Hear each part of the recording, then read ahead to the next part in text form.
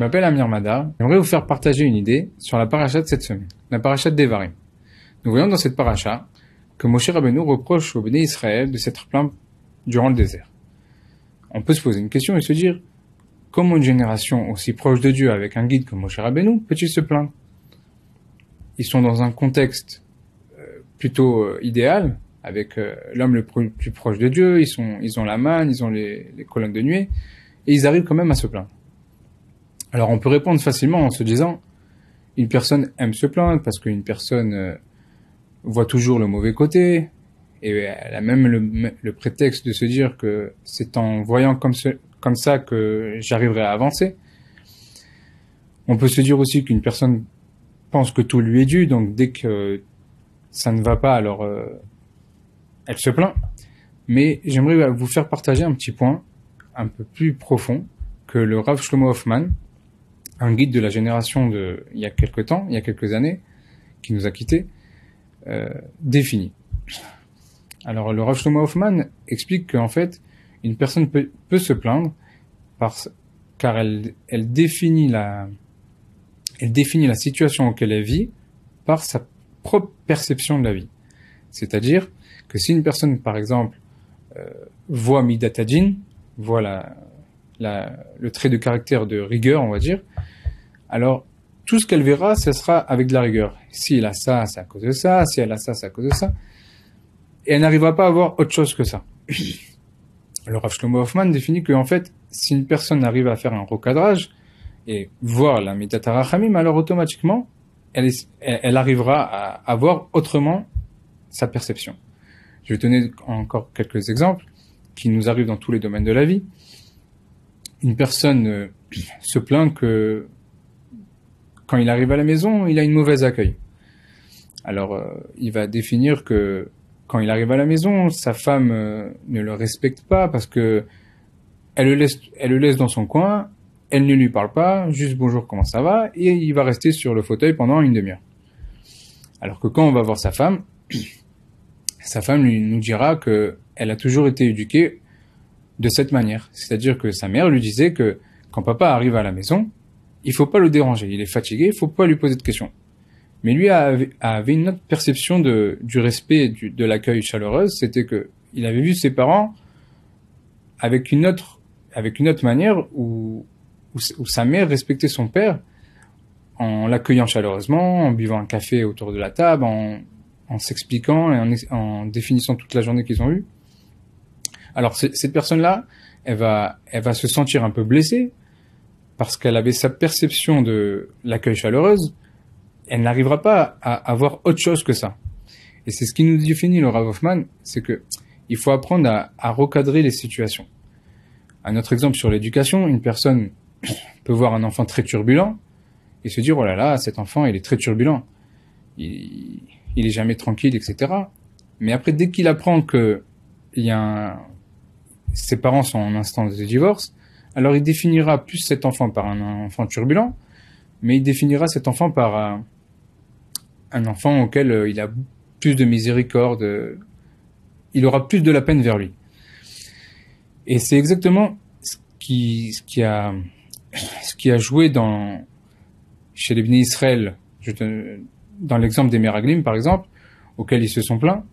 Les Meraglim, c'est quand Moshe Rabbeinu a demandé à certains explorateurs, à certains groupes de personnes d'explorer la terre. Le Midrash explique qu'ils ont vu qu'il y avait un pays de mort. Ils ont défini que c'était un pays de mort. Or, le Midrash explique qu'ils pouvaient voir différemment les choses et se dire, on est venu, les géants enterrent leurs morts, et nous, à ce moment-là, on aurait pu explorer la terre sans qu'ils nous voient. Mais ils n'arrivaient pas à définir autre chose que leur perception. Ils n'arrivaient pas à voir ça. Pourquoi? Parce qu'ils avaient un intérêt personnel, ils avaient peur de perdre leur place. Mais c'est leur propre interprétation qui leur a fait dire ça. Et à ce moment-là, Moshe Rabbeinu, quand ils reviennent, ils voient ce qu'il dit sur la terre, et Dieu a puni cet événement en disant, vous avez pleuré pour rien, vous allez pleurer pour quelque chose. La destruction du temple. En même temps, entre parenthèses, cette paracha tombe Tisha B'Av. Et on peut aussi expliquer une nekuda par rapport à Tisha B'Av, c'est que on pourrait même comprendre la Sinat Chinam grâce à la haine gratuite, grâce à ce point que Rav Hoffman explique, c'est de se dire que la Sinat Chinam, c'est une personne qui, par exemple, va passer devant nous, ne va pas nous dire bonjour. Alors, soit on se dit, il m'a pas dit bonjour et je vais être vexé, soit on se dit, il était préoccupé.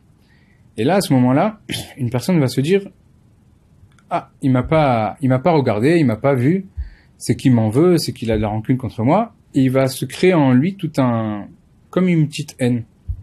Il va plus lui parler, cette personne va ressentir un peu la même chose, et il y va avoir une haine gratuite. Donc on peut voir cette sinat rinam qui peut être créée par une illusion en fait. Et c'est ça que Dieu n'a pas supporté et a détruit le Beth Amikdash, c'est que la sinat rinam vient de rien.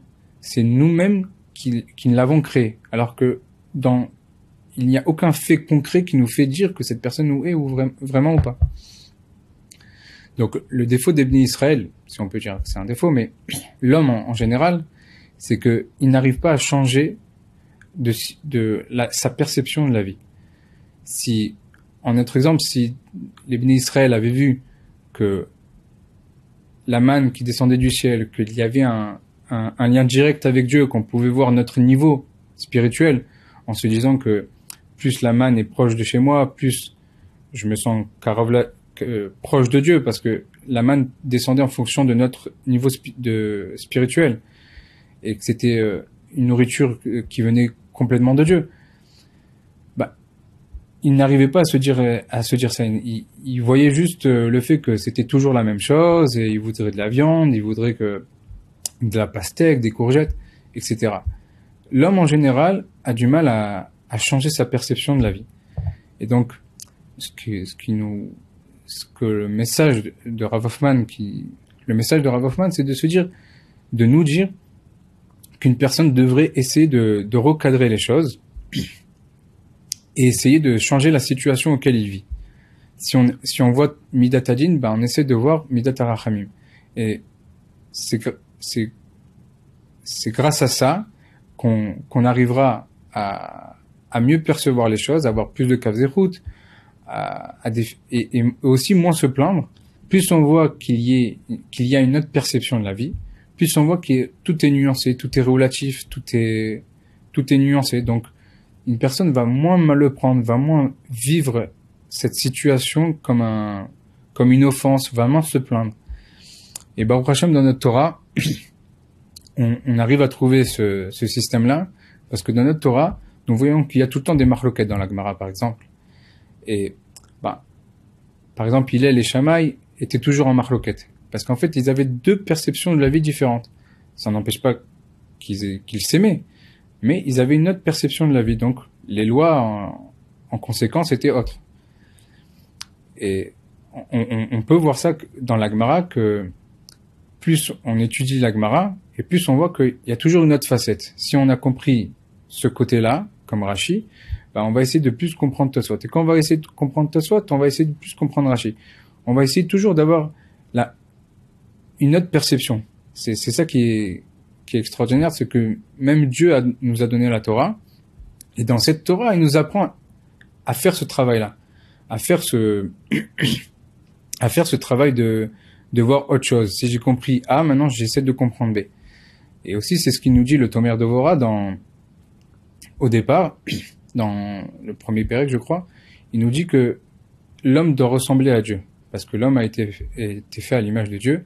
Et vu que Dieu a 13 midot et qu'il peut passer de midat hadin à midat rachamim, alors même l'homme devrait faire ça.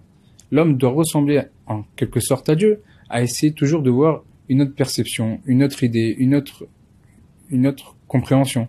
C'est pour ça que je propose que nous travaillions tous ensemble sur cette mida-là, sur ce trait de caractère de voir les choses autrement, de voir la vie plus nuancée, et ainsi qu'il y a plus d'Avat Israël et qu'on puisse reconstruire le Beth Amikdash b'mira b'yameinu.